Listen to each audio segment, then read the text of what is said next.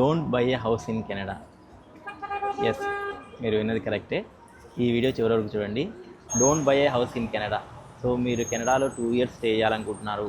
ఈ 2 years short స్పాన్లో house purchase చేసి అండ్ అవుట్ ఆఫ్ కంట్రీకి వెళ్ళిపోయి నుంచి రెంటల్ ప్రాపర్టీ మేనేజ్ చేయాలనుకుంటున్నారనుకో, డోంట్ బై. ఎందుకంటే అవుట్ ఆఫ్ కంట్రీ నుంచి రెంటల్ ప్రాపర్టీని మేనేజ్ చేయడం చాలా కష్టము. Don't buy a house in Canada. So మీ EMI should not cost more than 35% of your total household income. 35% మీ ఈఎంఐ ప్లస్ అడిషనల్ 15% మీ property tax, hydro bills, utility bills వస్తాయి. So total 50% మీ household ఇన్కంలో only ఈఎంఐకి వెళ్తుంది. Don't buy a house in Canada. So మీది single income ఉంది and salary 100K below ఉంటే managing EMI with the utilities and properties it will be tough and చాలా కష్టం. Don't buy a house in Canada. మీ దగ్గర at least 6 months EMI save చేసుకొని ఉంటే తప్ప కొనుక్కోండి.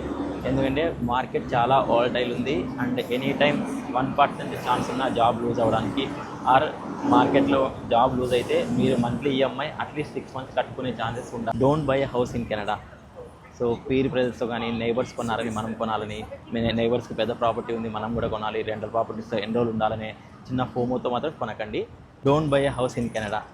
లెట్స్ సే ఎవరైనా మీకు హౌస్ కొను 6 months ఆర్ 1 year హౌస్ని రెంటల్కి ఇచ్చేసి తర్వాత సేల్ చేసి ప్రాఫిట్ వస్తుంది అని చెప్తే అయినా డోంట్ ట్రస్ట్. సో నేను చెప్పిన పాయింట్స్ ఎవరైనా అగ్రీ చేయకపోతే comment me opinion. Don't buy a house in Canada without following కెనడాలో తెలుగు అబ్బాయి.